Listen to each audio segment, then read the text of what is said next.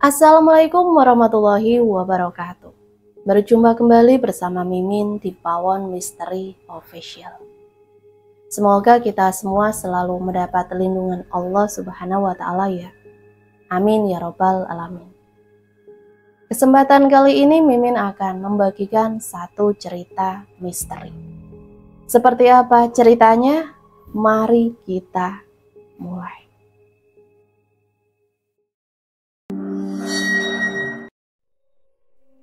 Mereka semua jasad yang gak dimakamkan secara layak, Ram. Aku juga gak tahu siapa yang udah menyimpan jasad-jasad itu di sini. Ujar Sarah dengan menatap kain-kain putih yang menutupi banyaknya jasad manusia di ruang kamar itu. Tadi kamu teriak kenapa? Tanya Rama mengalihkan pandangan Sarah padanya. Ada sosok makhluk besar yang mendekat ke aku, Ram. Dia bilang kalau salah satu temanku akan menjadi permaisurinya. Sekarang kita harus kembali ke rumah penginapan, Sar. Ajak Rama. Mereka berdua pun langsung keluar dari kamar itu dan menuruni anak tangga. Namun sebelum mereka tiba di pintu utama bangunan itu, sebuah ruangan tersembunyi tanpa pintu terlihat di kedua mata Sarah dan juga Rama. Suara jeritan terdengar dari dalam ruangan yang berada di dekat lorong gelap, sehingga Sarah dan Rama mulai penasaran untuk memasukinya. Tetapi langkah mereka berdua yang mendekat justru menghilangkan suara jeritan yang bersumber dari ruangan tersebut itu. Rama memandang Sarah di sebelahnya, lalu mengeratkan genggaman tangan yang masih saling berpaut. Perlahan, sepasang kaki mereka berdua berjalan mendekat hingga tiba di dalam ruangan tersembunyi itu. Sarah menganga, begitu juga dengan Rama yang langsung membulatkan bola matanya. Seketika pandangan mereka menangkap sebuah tengkorak manusia yang tergeletak di lantai. Tidak hanya itu, mereka berdua pun melihat bercak darah di dinding ruangan. Hingga Sarah mulai ketakutan dan melangkah mundur. Namun tanpa sengaja, sepatunya menginjak aliran darah segar yang masih terasa kental dan lengket. Sarah terperanjat pada saat menghadap ke belakang dan menemukan begitu banyak bangkai manusia dengan kondisi hangus, terbakar, dan juga hanya menyisakan tengkorak saja. Sarah, lihat kaca jendelanya. Tunjuk Rama seraya mengarahkan jari telunjuknya pada kaca jendela. Sederet kalimat tertulis di kaca jendela yang penuh debu. Sinar matahari siang itu membantu Sarah dan Rama dalam membaca tulisan tersebut. Akhir dari seorang pengkhianat. Sarah bertanya tanpa Rama ketahui jawabannya. Tiba-tiba sebuah simbol yang entah melambangkan apa tergambar jelas di dinding sebelah kaca jendela dengan bentuk yang tampak seperti sayap dan bola mata merah. Sehingga Sarah mendekat untuk menyentuh simbol pada dinding itu. Sarah, pulanglah. Suara yang tidak asing terdengar nyaring di telinga Sarah, membuat satu telinganya terasa sakit dan mendengung. Ram, kita harus cepat keluar dari desa ini. Ujar Sarah langsung menarik tangan Rama keluar dari bangunan megah itu, membuka pintu utama yang begitu besar dan menjulang tinggi. Kemudian berlari menuruni jalanan yang terjal dan penuh bebatuan tajam. Sesampainya di halaman rumah penginapan, Rama! Teriakan yang bersumber dari dalam rumah membuat Sarah langsung meminta Rama untuk menurunkannya, sebab Jihan datang dengan raut marah. Sarah, kamu kenapa sih? Kamu selalu deketin Rama. Aku harus bilang berapa kali sama kamu supaya kamu sadar kalau Rama itu jodoh aku. Jadi jangan pernah deketin dia. Seru Jihan sambil mendorong bahu Sarah hingga tersungkur ke tanah. Sarah, niatan Rama untuk membantu Sarah berdiri terhalang oleh tangan Jihan yang lebih dulu menariknya masuk ke dalam. Kamu habis dari mana sama Rama? Tanya Candy yang menghampiri, lalu membantu Sarah yang terjatuh. Kami cuman keliling desa aja kak, lihat-lihat perkebunan.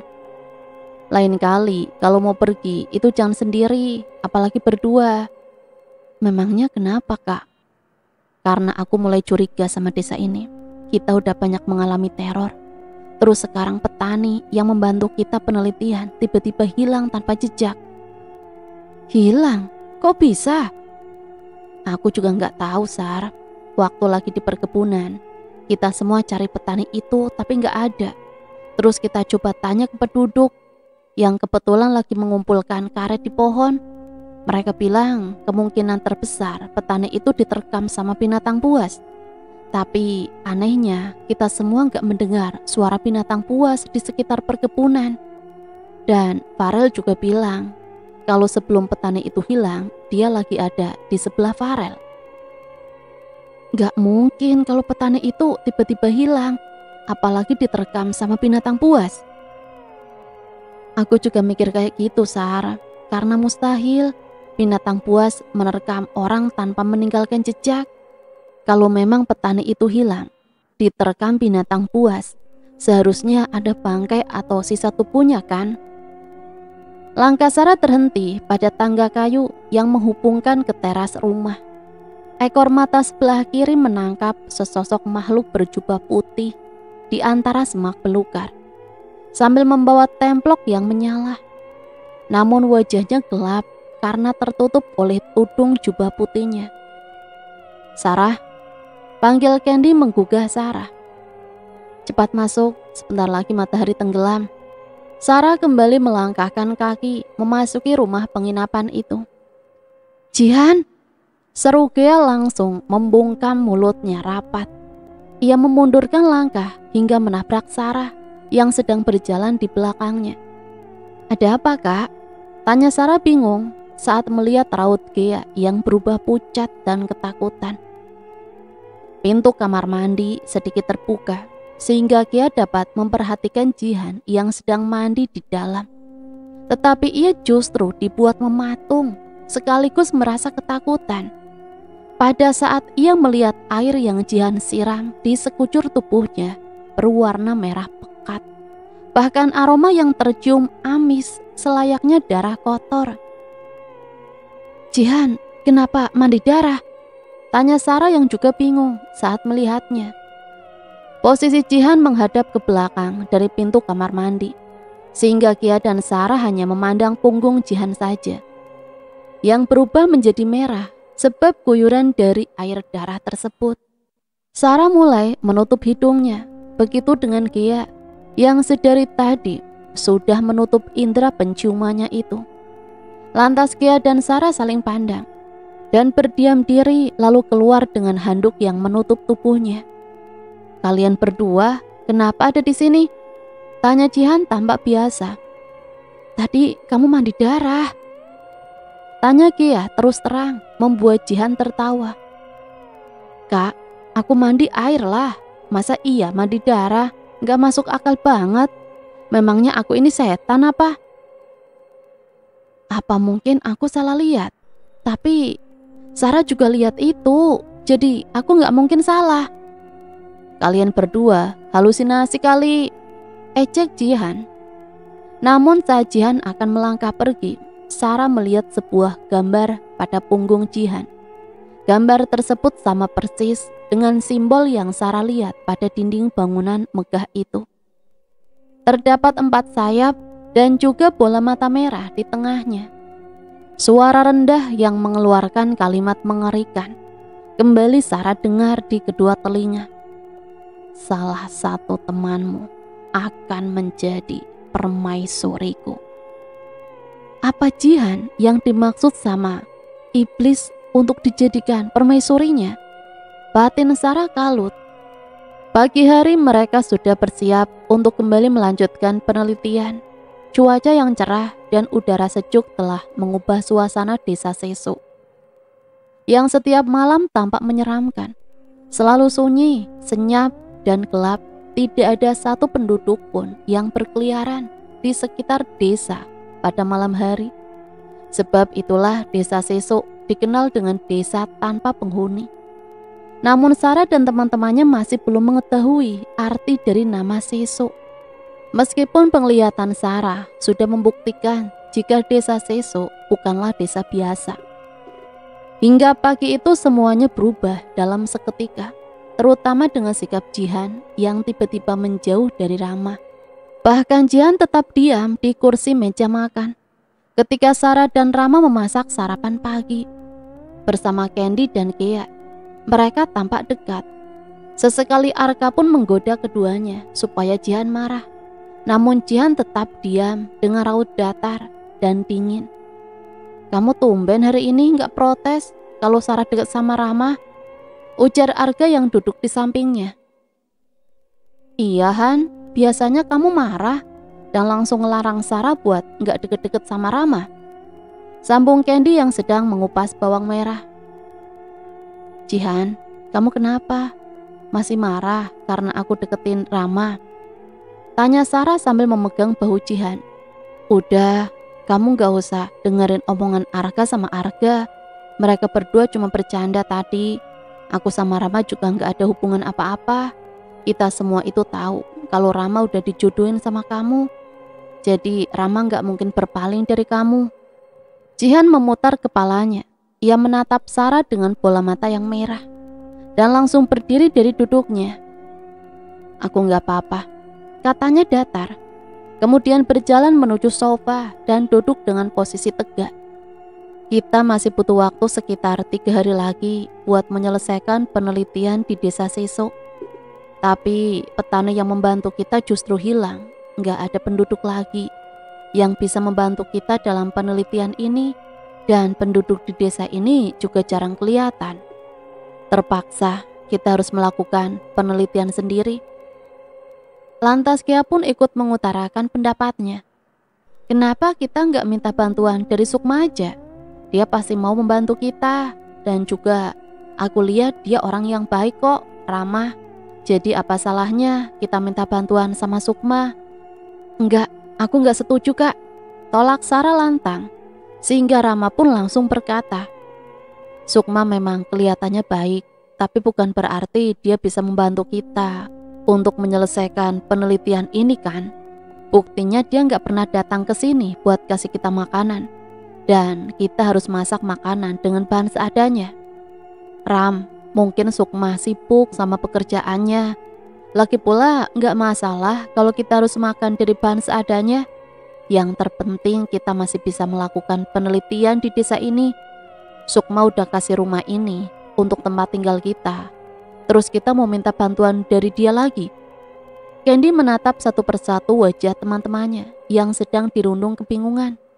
"Ya seenggaknya kita nggak kesasar waktu melakukan penelitian di desa ini." "Jihan, kamu mau kemana?" tanya Gea yang menangkap Jihan akan keluar rumah tanpa menyentuh makanan di atas meja sedikit pun. "Kita harus cari petani yang hilang supaya kita bisa menyelesaikan penelitian," ujar Jihan saat Sarah berhasil meraih lengan tangannya. Tetapi raut Jihan masih datar dan dingin. "Kata penduduk desa, petani itu hilang diterkam binatang buas. Jadi kita nggak akan bisa menemukan petani itu, apalagi jasadnya," balas Farel membuat Jihan melanjutkan langkahnya lagi dengan pandangan lurus ke depan. Ia memasuki sebuah kawasan hutan terlarang, hingga mereka semua pun mengikuti langkah Jihan dari belakang. "Jihan, kamu mau ke sini? Tempat ini terlarang. Kita nggak boleh masuk ke kawasan terlarang ini." Rama yang geram dengan tingkah Jihan yang tidak masuk akal langsung menghadang langkahnya supaya Jihan tidak membawa mereka semua ke gereja satanik yang berada di dalam hutan itu. "Jihan, kalau kamu marah sama aku, jangan libatkan teman-teman dan tolong kembali ke rumah. Kita itu udah dilarang buat masuk ke kawasan hutan terlarang sama penduduk di desa ini. Jadi kita harus patuhi peraturan kalau memang kita mau selamat." Namun Jihan justru mendorong tubuh Rama hingga terjatuh. Telapak tangan Rama pun terluka sebab bebatuan tajam di sana. Jihan kembali berjalan, tatapan lurus ke depan. "Ram, mereka dalam bahaya, Ram." Sarah berujar membuat pandangan Rama beralih pada Sarah di hadapannya. "Itu tempat apa?" tanya Arka yang sudah tiba di sana bersama dengan yang lainnya. Sementara Sarah dan Rama tertinggal cukup jauh, tetapi mereka berdua masih mendengar suara Arka, sehingga mereka berdua pun bergegas menghampiri para teman-temannya. "Jangan masuk!" seru Sarah ketika melihat pintu bangunan megah itu berubah menjadi pintu tua yang terbuat dari kayu bertulang, berlumut, dan penuh sarang laba-laba. Akan tetapi mereka semua tetap memasukinya dengan perasaan takut dan berkecamuk. "Sarah, kenapa bangunannya berubah?" tanya Rama saling lempar pandang dengan Sarah yang masih berada di luar bangunan itu. Lantas Sarah hanya menggelengkan kepala.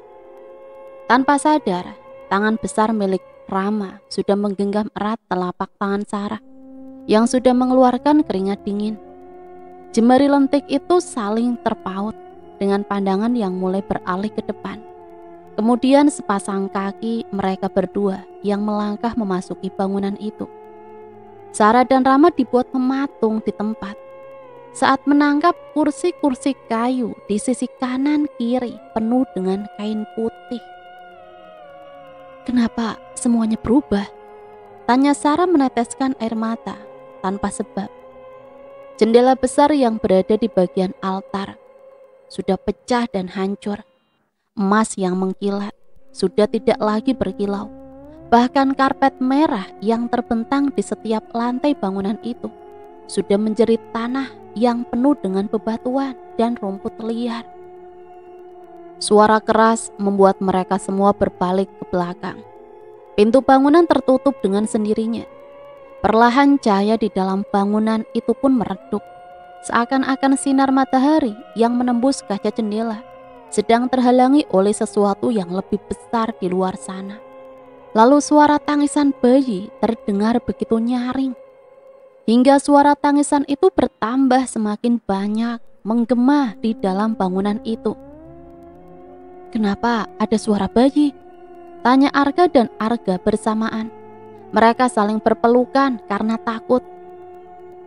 Gea menutup rapat-rapat kedua telinganya, lantas menjerit ketakutan sambil berlari menghampiri pintu.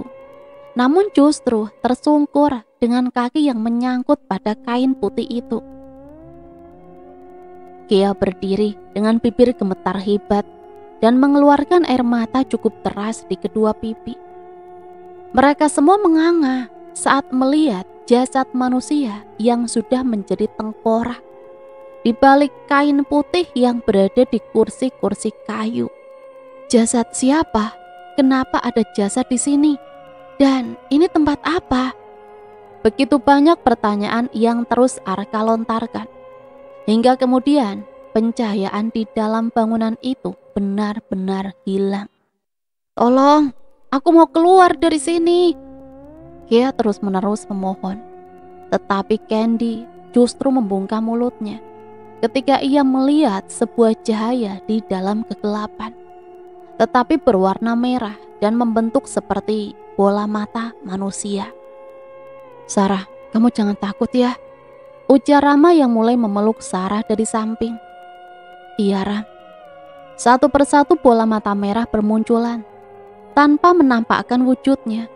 Mereka semua semakin ketakutan ketika dikelilingi oleh begitu banyak bola mata merah di bangunan itu.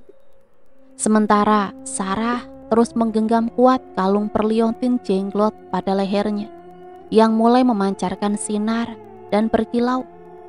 Lalu angin berembus sangat kencang hingga membuka pintu bangunan yang tertutup rapat, sekaligus membuat bola mata merah yang berada di sekeliling mereka menghilang. Kegelapan pun lenyap saat cahaya dari sinar matahari menembus kaca jendela serta menyelinap di balik sela-sela bangunan yang sudah retak. Gea kembali menjerit saat melihat seorang penduduk yang tergeletak di depan mereka. "Itu petani yang membantu kita penelitian, kan?" tanya Candy curiga. "Iya, ini petani yang hilang itu." Lalu Farel membalikkan posisi tubuhnya yang tertelungkup menjadi terlentang. Mereka semua berteriak. Begitupun dengan Farel, terperanjat ke belakang pada saat melihat keadaan petani itu dengan kondisi wajah yang hancur, tercapik-capik, dan kedua matanya kosong tanpa bola mata. Petani itu udah gak bernyawa. Apa dia benar diterkam sama binatang buas? Tanya Candy melempar pandangan dengan Farel. Tetapi Farel menggeleng, tidak yakin. Lantas Kia pun berlari keluar dari bangunan itu, sehingga mereka menyusul kepergian Kia dan meninggalkan jasad petani dengan kondisi yang tidak wajar di sana. "Kia, tunggu!" Mereka mengatur nafas saat tiba di rumah penginapan. Namun jumlah mereka berkurang satu. Jihan mana? Jihan? Jangan-jangan Jihan masih ada di bangunan itu dan dia kejebak di sana. Tebak Arka membuat ketakutan mereka semakin bertambah. Mereka semua kompak menatap jalanan yang naik dan lurus dari kejauhan. Pintu gerbang sebagai perbatasan antara desa dan kawasan hutan terlarang pun dapat terlihat. Walau dengan tatapan penuh kekalutan sekaligus keraguan untuk kembali ke sana. Hingga suara jeritan seorang wanita terdengar dari dalam rumah penginapan. Pandangan mereka semua beralih menatap rumah tua itu. "Jihan!" Seru Rama langsung berlari memasuki rumah dengan raut khawatir. Mereka semua pun turut memasuki rumah itu dan mengikuti langkah Rama menuju ke sebuah kamar. Mereka semua langsung menangkap Jihan sedang terduduk di atas ranjang. Tubuhnya tegap dengan kedua kaki lurus ke depan. Kepalanya menunduk sambil menangis. Namun mereka dibuat diam akan tangisan Jihan yang meneteskan darah. Bahkan terlihat pada kedua tangan Jihan yang berada tepat di bawah wajah itu penuh dengan darah. "Jihan!" Sarah memberanikan diri untuk mendekati Jihan seraya memanggil namanya lembut.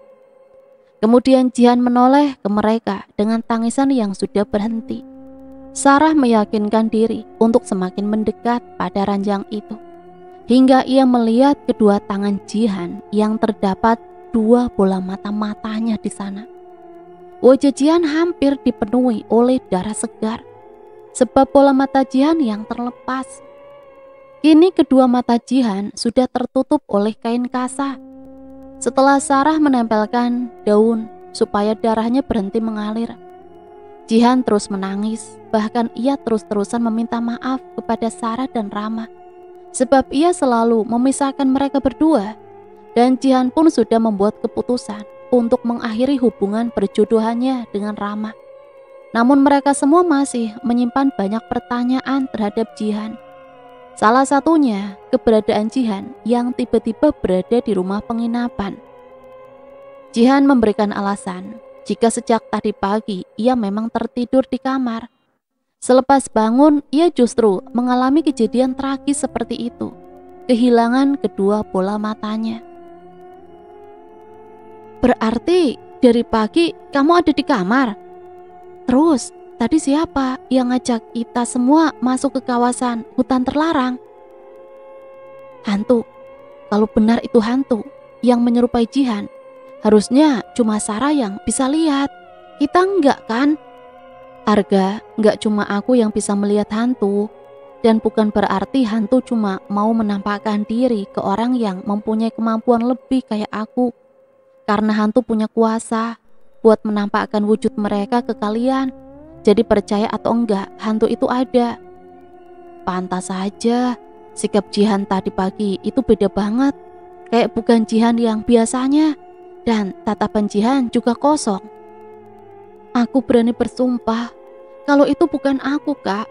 Aku masih tidur tadi pagi. Dan aku sama sekali nggak tahu kalau kalian masak buat sarapan. Terus pergi ke kawasan hutan terlarang." Saat ini Jihan sudah tidak bisa memandang wajah teman-temannya lagi. Bahkan untuk menatap bola mata Rama yang indah pun sudah tidak bisa. Lalu suara ketukan pintu dari luar rumah telah menghilangkan keheningan di kamar itu. Mereka semua langsung beranjak keluar, meninggalkan Jihan seorang diri di dalam kamar. Pintu terbuka, menampakkan dua orang wanita dengan usia yang terpaut jauh. Sukma membawa seorang wanita parubaya yang tampak cantik. Ia memperkenalkan wanita tersebut kepada mereka semua sebagai ibu tirinya. Lalu dengan senang hati mereka menerima tawaran Sukma untuk makan malam di rumahnya. Kita semua mau ikut makan malam. Terus Jihan gimana? Tanya Sarah pada mereka saat berkumpul di ruang depan. Jihan ikut sama kita, Sarah, daripada dia sendirian di rumah. Kasihan kan? Jihan, sini aku bantu. Tawar Sarah mulai mendekati Jihan. Tangan Sarah menggenggam erat tangan Jihan, membuat penglihatan Sarah muncul. Ia melihat Jihan berlari ke arah perkebunan dengan kedua tangan yang penuh dengan benda tajam, pisau bedah, dan gunting. Kemudian ia menghilangkan nyawa petani yang sedang mengumpulkan hasil panen menggunakan kedua benda yang dibawanya. Penglihatan Sarah berjalan mundur ke belakang. Ia kembali melihat di pagi hari, Jihan dan petani itu memasuki kawasan hutan terlarang. Lalu mereka berdua melakukan hubungan badan di bangunan itu tanpa Jihan kehendaki. Kejadian itulah yang membuat Jihan gelisah dan ketakutan sepanjang malam, sehingga Jihan memutuskan untuk membunuh petani tersebut. Sarah, kamu kenapa diam? Ayo kita ke depan. Jihan, kamu bisa kan kalau ikut makan malam di rumah Sukma? Tanya Candy. Jihan pun setuju sebab ia tidak ingin ditinggal seorang diri di rumah. Begitu banyak kudapan yang sudah dihidangkan di atas meja. Mereka semua pun mulai menikmatinya, namun tidak dengan Sarah yang hanya memakan nasi saja. Sukma, apa kamu tahu penyebab Jihan kehilangan bola matanya? Tanya Gia mendadak, membuat suasana hikmat makan malam itu berubah tegang. Sukma mendelik, lalu mengambil pisau makan di sisi piringnya dan mengarahkan ujung pisau yang runcing kepada Jihan.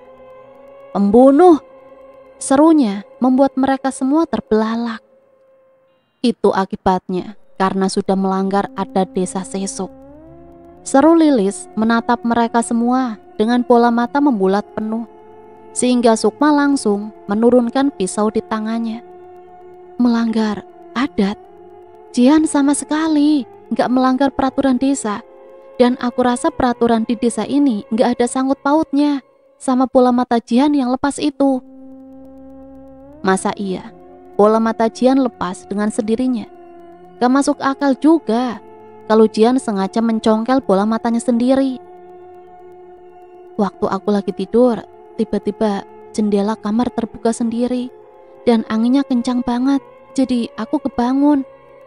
Terus apa yang terjadi setelah itu? Aku lihat bayangan hitam yang diselimuti asap tebal. Setelah itu aku benar-benar ketakutan. Jadi aku teriak manggil nama kalian. Tapi tiba-tiba ada tangan panjang dengan kuku yang penuh tanah sama darah menjulur ke arah aku. Tangan itu meraba mukaku dan langsung mengambil kedua bola mataku secara paksa.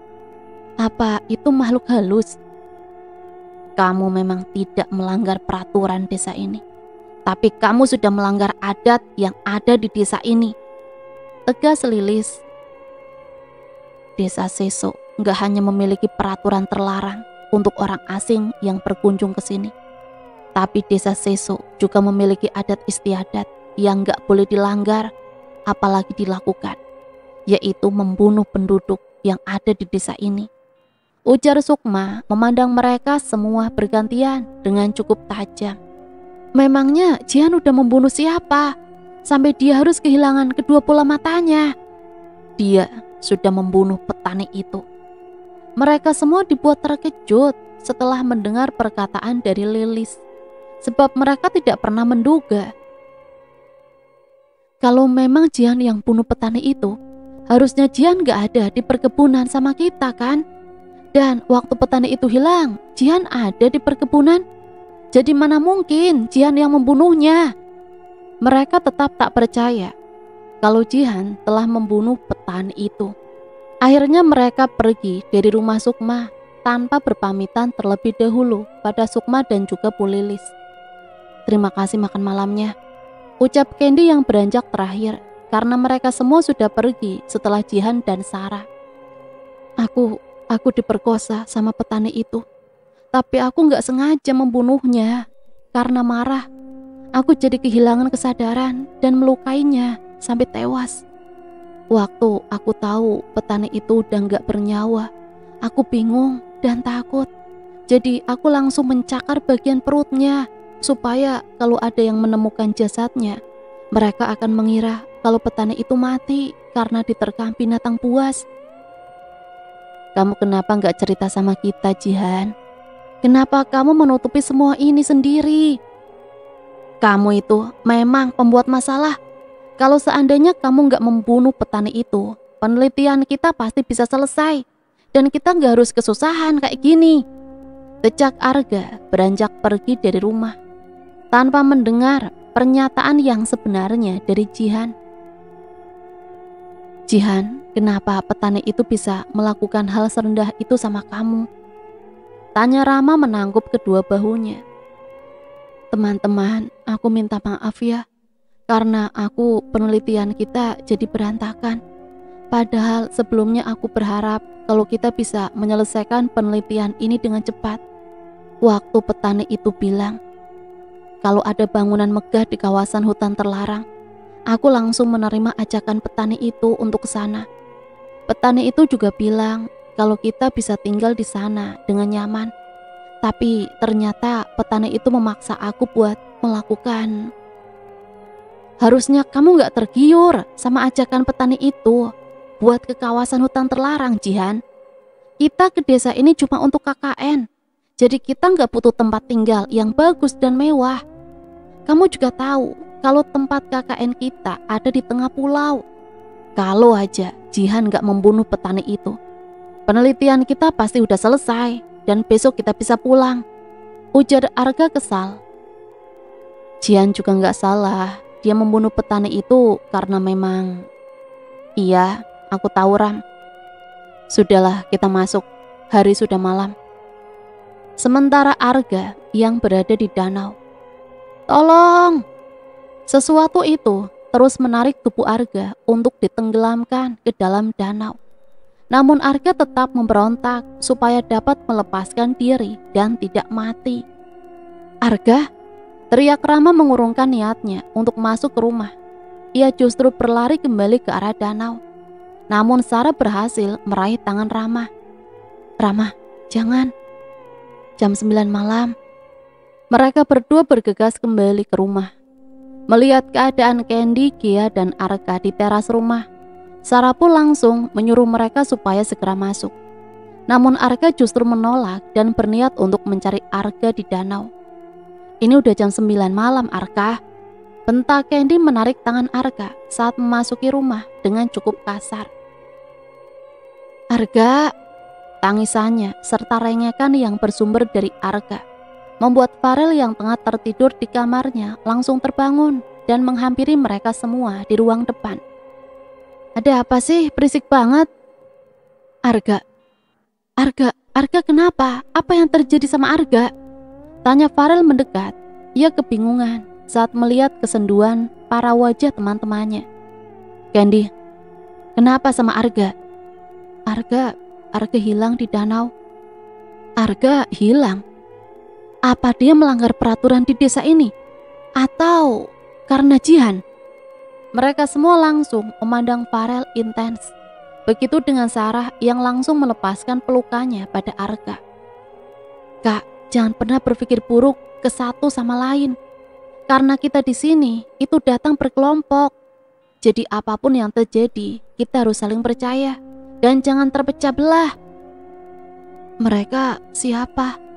Tanya Gia ketakutan saat melihat sekelompok manusia berjubah putih dan membawa templok di tangannya masing-masing. Mereka ngapain di dekat danau? Sambung Candy yang juga melontarkan pertanyaan ketika melihat kelompok manusia berjubah putih dari balik jendela yang berada di samping rumah. Apa mereka penduduk di desa ini? Selama di sini aku nggak pernah lihat orang pakai jubah putih. Dan kenapa mereka keluar malam-malam? Bukannya ini udah jam 9 malam? Apa mereka nggak takut kalau ada binatang buas di sekitar hutan? Kenapa mereka masuk ke kawasan hutan terlarang? Tanya Gia curiga. Begitu juga dengan yang lain. Mereka semua terus memperhatikan keberadaan sekelompok manusia berjubah putih. Tetapi mereka tidak dapat melihat wajah bahkan anggota tubuhnya, seperti tangan atau kaki, sebab jubah putih yang dipakai sangatlah besar dan panjang. Mereka semua menutupi seluruh tubuhnya. Sedangkan Sarah dan Rama hanya saling lempar pandangan.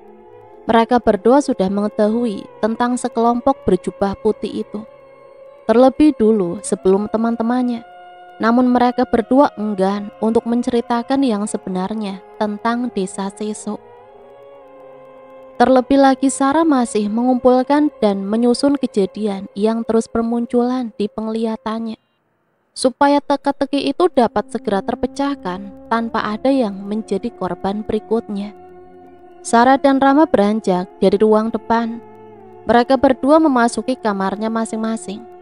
Melihat Jihan yang sudah berada di atas ranjang dan tertidur, Sarah pun langsung menutup pintu kamar dengan sangat hati-hati supaya tidak membangunkannya. Lalu ia mengambil posisi tidur sebelah Jihan. Dengan kedua mata yang perlahan terpejam, penglihatan Sarah kembali membawanya masuk ke dalam lingkup dimensi lain, alam gaib. "Siapa kalian? Tolong! Tolong aku!" teriak Sarah berkali-kali saat kedua tangannya dicengkram oleh dua manusia berjubah putih. Tubuh Sarah ditarik paksa, membuat langkah kakinya terseret supaya mengikuti para kelompok manusia berjubah putih itu. Samar-samar Sarah mendengar sebuah seruan yang pernah ia dengar sebelumnya. Tetapi kali ini terdapat kalimat yang berbeda. Ia mendengar kelompok manusia berjubah putih itu menyuarakan sekte Sukma berulang kali. Lantas langkah mereka tiba di sebuah bangunan yang berada di tengah kawasan hutan terlarang, gereja satanik. Pintu yang membentang tinggi terbuka begitu lebar. Sarah terus diseret ke dalam, lalu didorong keras hingga tersungkur ke atas altar. Seorang wanita parubaya tampak menuruni anak tangga. Jubah berwarna merah terang menutupi hampir seluruh tubuhnya. Dia menghampiri Sarah yang masih terduduk di lantai altar. Kemudian dia tertawa keras sambil membuka tudung yang menutupi wajahnya itu. Sarah terperangah. Ia langsung menyeka air mata yang jatuh di kedua pipinya. "Apa kamu mengenalku, Sarah?" Pertanyaan itu terdengar sangat lembut. "Kamu tidak perlu bicara, karena aku sendiri yang akan memberitahukan kepadamu siapa aku sebenarnya." Ketakutan kembali menyelimuti diri Sarah. Tanpa sadar, bola matanya meneteskan air mata dan tubuhnya gemetar hebat. Wanita itu berdiri sembari mengibaskan jubah merahnya. "Lilis," ucapnya, lalu tertawa keras seakan penuh kepuasan.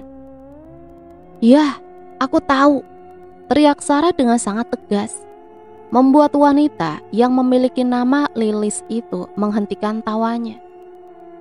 "Berikan aku kedua temanmu besok, atau aku yang akan mengambilnya sendiri." "Enggak, aku enggak akan kasih satupun temanku ke kamu," bentak Sarah telak, membuat wanita yang bernama Lilis tertawa di hadapannya. "Bahkan kamu juga sudah tahu siapa yang sedang kamu hadapi saat ini. Tapi apa kamu tahu siapa perempuan itu?" Tunjuk Lilis ke arah ruangan yang hanya diterangi oleh cahaya dari templok kecil. Sukma, ruangan yang menyimpan ranjang di setiap biliknya. seperti sebuah penjara bawah tanah yang tersembunyi.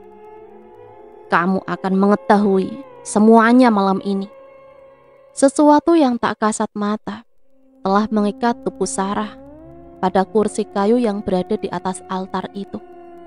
Mulai, penegasan itu sudah menggigirkan seisi makhluk yang berada di sana. Lalu cahaya di setiap ruangan mulai padam, hingga akhirnya menyala kembali dan menampakkan sebuah pemandangan yang sangat kotor di kedua mata Sarah. Beberapa dari mereka sudah melepas jubahnya dan akan berzinah dengan satu sama lain. Bahkan Lilis pun sudah terbaring di atas meja kayu yang panjang dan dipenuhi oleh beraneka macam bunga segar. Ia sedang melakukan hubungan badan itu bersama dengan sosok makhluk halus. "Arga!" teriak Sarah, membuat pemilik nama itu mengurungkan niatnya untuk membuka jubah putih dan enggan melakukan hubungan badan dengan sesama jenis. "Arga, jangan!" Jika dia tidak melakukannya malam ini, maka dia akan melakukannya di malam berikutnya. Sarah mendongak saat tangan dingin yang sudah berlumuran darah itu menyentuh punggung tangannya. Sukma, tolong aku, Sarah," rengek Sukma dengan suara parau, sebab setelah melakukan hubungan badan itu langsung diseret ke altar dan didorong di depan Sarah. Maaf Sukma, aku nggak bisa menolong kamu,"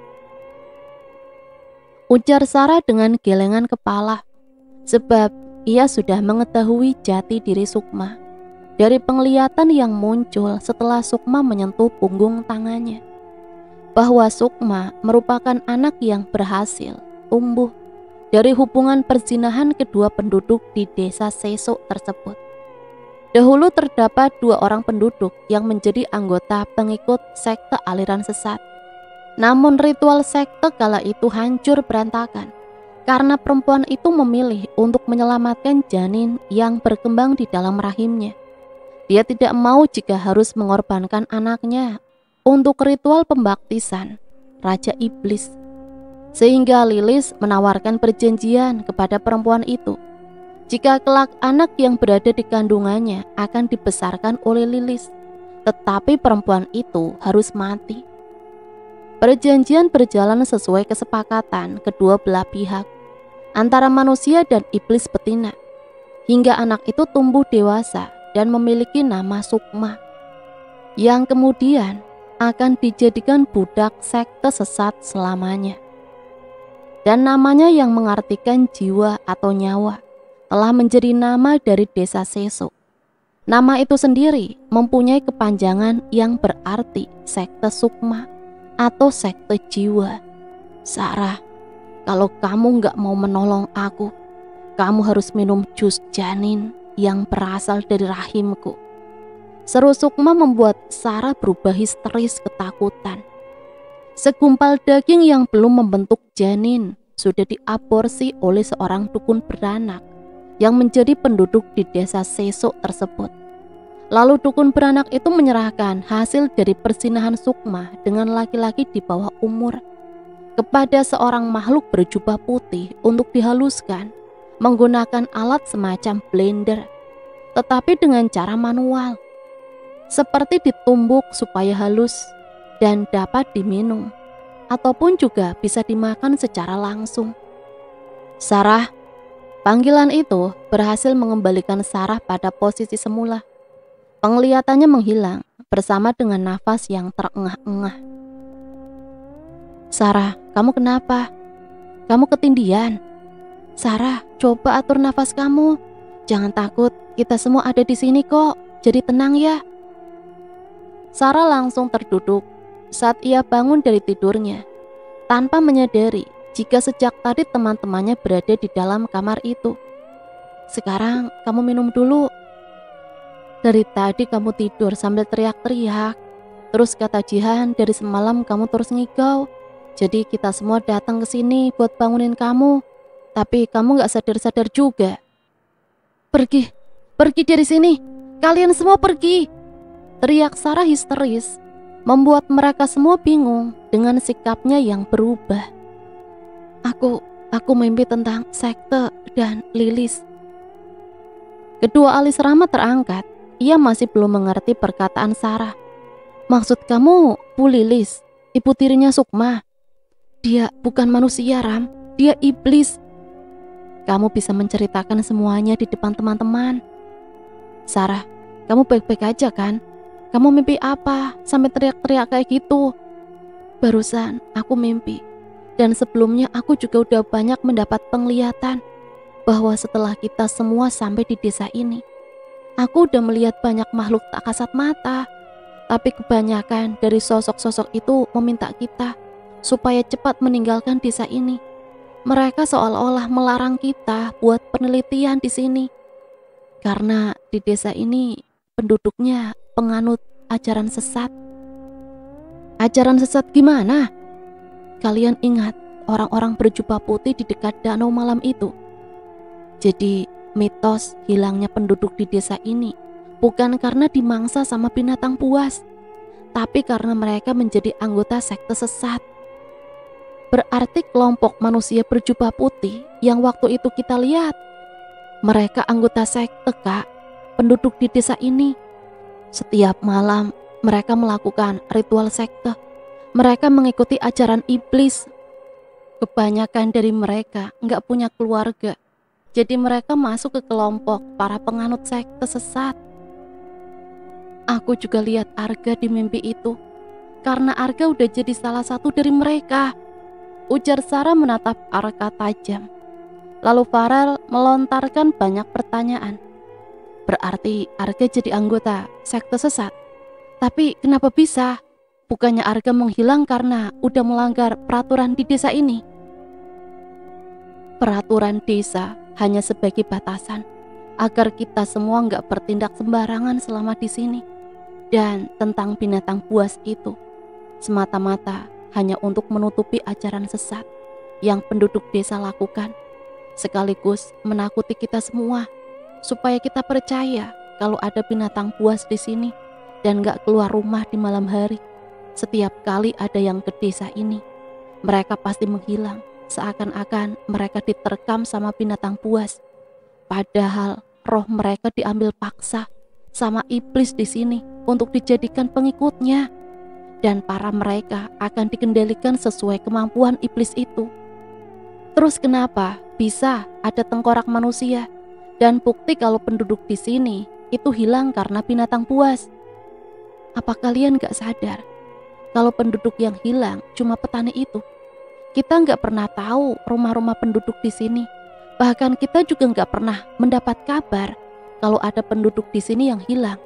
Cuma petani itu yang dikabarkan menghilang dan diterkam binatang buas. Tapi kenyataannya Jihan yang udah membunuh petani itu. Jadi penduduk di sini bukan hilang, tapi memang nggak ada. Iya, nggak ada penduduk di sini. Tapi mereka ada di kawasan hutan terlarang. Mereka tinggal di bangunan yang waktu itu kita masuk ke sana dan menemukan jasad petani itu.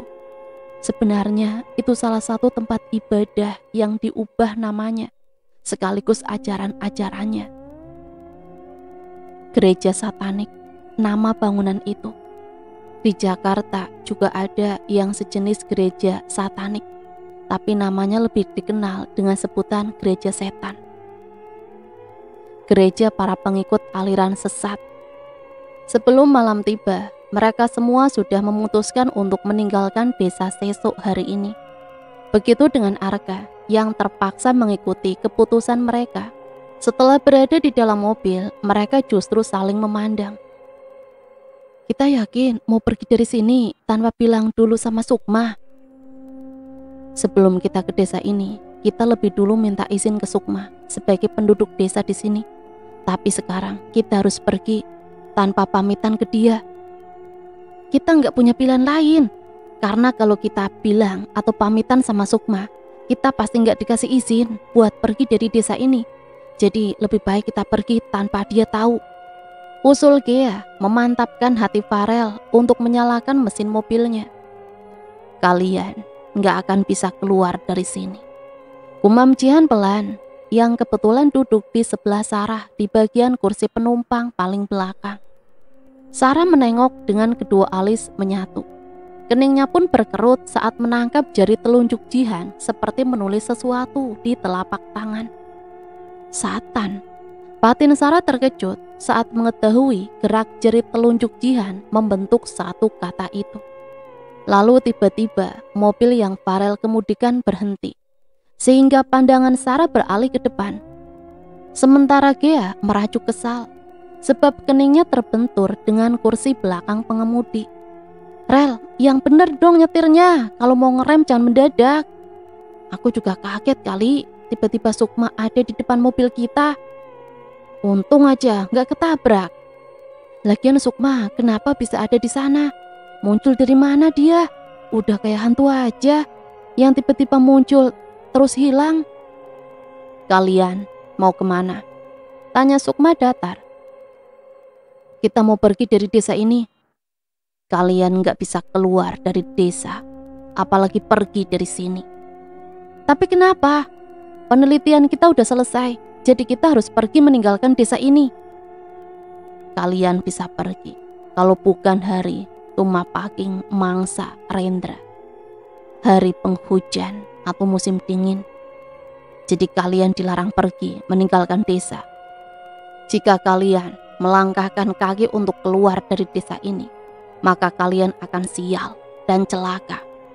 Tambah Sukma membuat Sarah langsung menyuruh teman-temannya segera memasuki mobil untuk kembali ke rumah penginapan.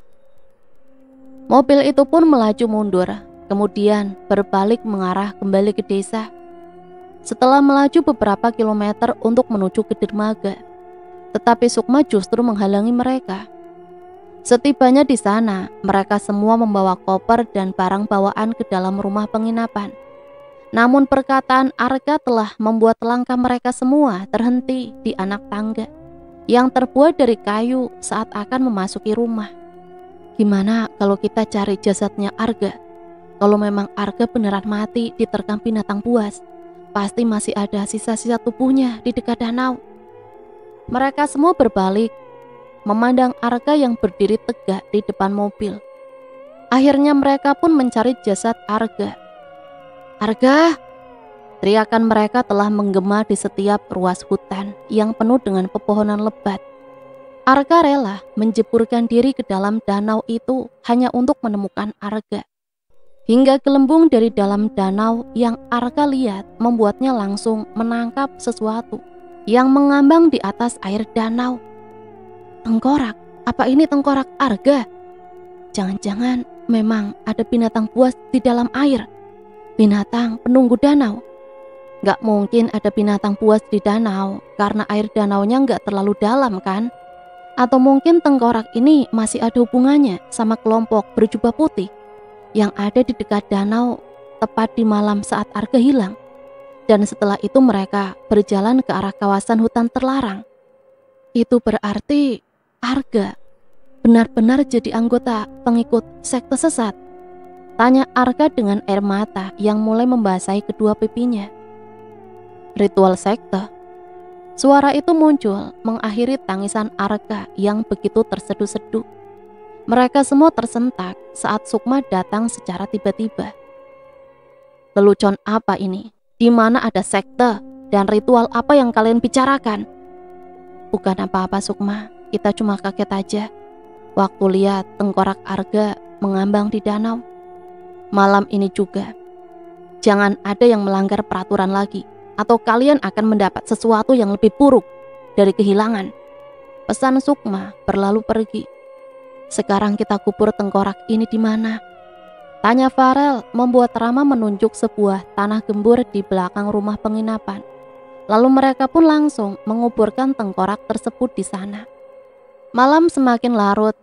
Setelah menguburkan tengkorak Arga, mereka semua tidur. Hujan sudah berhenti sehingga mengubah suasana menjadi sunyi. Tidak ada suara yang terdengar ketika malam di desa Seso. Suara binatang pun jarang terdengar. Pintu kamar terbuka secara perlahan. Aku harus bertemu sama Arga. Aku nggak mau di sini sendirian. Lirih Arka membuka pintu kayu. Helai demi helai pakaian yang melekat pada tubuh Arka mulai terlepas hingga menyisakan sekucur tubuhnya yang telanjang. Kemudian ia menampung air yang berada di kendi besar pada gayung yang terbuat dari tempurung kelapa untuk digayungkan ke seluruh tubuh. Hanya sekali guyuran air yang membasahi ke seluruh tubuh Arka, ia langsung dihadapkan oleh sosok berjubah hitam dengan bola mata merah pekat dan berjubah putih. Arka mendelik ketakutan, setelah itu berteriak. Begitu dengan Rama yang sedang melakukan sujud terakhir dalam sembahyangnya. Tiba-tiba sajadah itu tertarik ke depan hingga Rama membentur dinding kayu di kamar itu. Teriakan yang bersumber dari kamar mandi sekaligus rintihan dari Rama telah menggugah Farel yang tengah tertidur pulas. Sementara Gia dan Candy yang berada di dalam kamar bergegas menghampiri sumber suara yang berasal dari kamar mandi. Namun Sarah justru mematung dengan posisi terduduk di atas ranjang saat menangkap salib yang tergantung pada dinding kayu di kamarnya berubah berbalik dengan sendirinya. Lantas ia menengok ke samping. Ia berdecak heran ketika Jihan masih tertidur di sebelahnya. Padahal suara teriakan dari arah kamar mandi sangatlah keras. "Siapa yang teriak barusan?" tanya Sarah, membuat Candy langsung merengkuh bahu Sarah sembari memeluk Gea yang menangis. Arka, ada apa? Ada apa dengan Arka? Sarah terperangah, kemudian ia mengalihkan bola mata ke bawah melihat pakaian yang Arka gunakan. Sejak pagi tadi tergeletak begitu saja di ubin kayu. Dan Farel tampak sedang menangis sendu seraya memegang kaos milik Arka. Sementara Rama mulai menenangkan Farel yang mulai histeris. Habis ini siapa lagi korbannya? Mendengar itu, Sarah langsung teringat akan keberadaan Jihan yang tengah tidur seorang diri di kamar. "Jihan, aku mohon sama kalian, tolong saling jaga satu sama lain. Karena salah satu dari kita pasti akan ada yang menyusul Arka dan Arga," ujar Sarah kemudian berlari pergi memasuki kamar lagi. Dilihatnya Jihan masih tertidur. Sarah pun merebahkan tubuhnya di sebelah Jihan. Keesokan harinya, Sarah terbangun, tapi ia panik karena dilihatnya Jihan tidak ada di mana-mana. Seharian mereka mencari Jihan, tapi tidak ketemu. Akhirnya mereka pun pasrah. Karena kalau dipikir secara logika, Jihan gak bisa pergi jauh-jauh karena matanya tidak bisa melihat. Akhirnya mereka menyerah. "Sarah, sampai kapan kita tinggal di desa ini? Dari awal aku udah curiga kalau desa ini itu pasti ada yang gak beres. Dan orang-orang yang tinggal di sini juga aneh. Gimana caranya supaya Sukma gak tahu kalau kita pergi dari desa ini? Apa kita juga bakalan hilang kayak Jihan, Arka dan Arga? Terus nanti kita jadi pengikut sekte sesat selamanya? Aku gak mau." Ya sudah, pokoknya malam ini juga, apapun yang akan terjadi, kita harus bisa keluar dari tempat ini. Kita harus bisa keluar dari desa ini. Akhirnya malam itu juga, mereka menaiki mobilnya dengan kecepatan tinggi. Mereka semua tidak peduli apa yang ada di hadapannya. Mereka semua bertekad untuk segera keluar dari desa itu, apapun yang terjadi. Karena kalaupun mereka tidak keluar dari situ, mereka pasti akan mati satu persatu, itu pasti. Tepat tengah malam, Farel mengemudikan mobilnya dengan kecepatan tinggi. Rama terus saja membacakan ayat kursi dan surat-surat pendek lainnya. Sedangkan yang lain terus saja memegang salibnya di dadanya dengan penuh keyakinan bahwa pasti ada Tuhan yang akan menolong mereka. Malam itu mungkin memang sudah kuasa Tuhan untuk membantunya. Mobil mereka bisa keluar dari desa terkutuk tersebut. Tapi naasnya, mobil mereka kecelakaan, menabrak sebuah pohon beringin besar di perbatasan desa. Semua tidak sadarkan diri. Sampai beberapa saat kemudian, Rama dan Sarah perlahan bisa sadarkan diri. Kita nggak bisa berbuat apa-apa lagi, Sarah. Kita harus segera meninggalkan desa ini. Rama mengambil alih kemudi. Ia berkonsentrasi dalam mengemudikan mobil itu. Dan hari sudah mulai pagi. Sehingga samar-samar matahari akan segera terbit, membantu mereka untuk melihat jalanan yang penuh dengan bebatuan dan lubang. Kalian gak akan bisa pergi dari sini. Suara yang disusul dengan tawa membuat Sarah dan Rama menengok ke belakang. Kalian akan mati. Rama terus saja membaca surat-surat yang ia bisa. Tiba-tiba Sukma muncul di depan mobil itu. Sukma tetap menyeringai, senyum lebar. Sukma tampak menyeramkan, seolah-olah ia hantu penghuni desa ini. Aku ingin kalian menjadi budak sekte. Aku ingin kalian berhubungan untuk menghasilkan janin yang nantinya akan aku makan. Itu gak akan terjadi. Tolak Sarah telah membuat amarah Sukma memuncak. Aku ingin kamu merasakannya, Sarah. Aku ingin memakan janin supaya aku menjadi pemimpin dari para anggota sekte. Setelah itu, aku bisa membunuh kamu. Bunuh aku lebih dulu kalau kamu berani, ucap Rama menantang. Tetapi Sukma hanya tertawa. Kemudian Rama pun kembali melantunkan ayat suci Al-Quran. Seraya terus melajukan mobilnya dengan kencang. Seketika Sukma berteriak. Ia berteriak kepanasan dan kesakitan. Sampai akhirnya Sukma pun menghilang. Akhirnya Sarah dan Rama bisa mengemudikan mobilnya sampai rumah mereka. Walaupun dengan Farel, Gea dan Candy dalam keadaan tak sadarkan diri. Mereka bersyukur telah lepas dari desa tersebut. Dan cerita selesai sampai di sini. Semoga cerita ini bisa menemani hari-hari teman-teman semua ya. Sampai di sini Mimin pamit undur diri, mohon maaf apabila banyak salah kata. Matur nuwun, wassalamualaikum warahmatullahi wabarakatuh.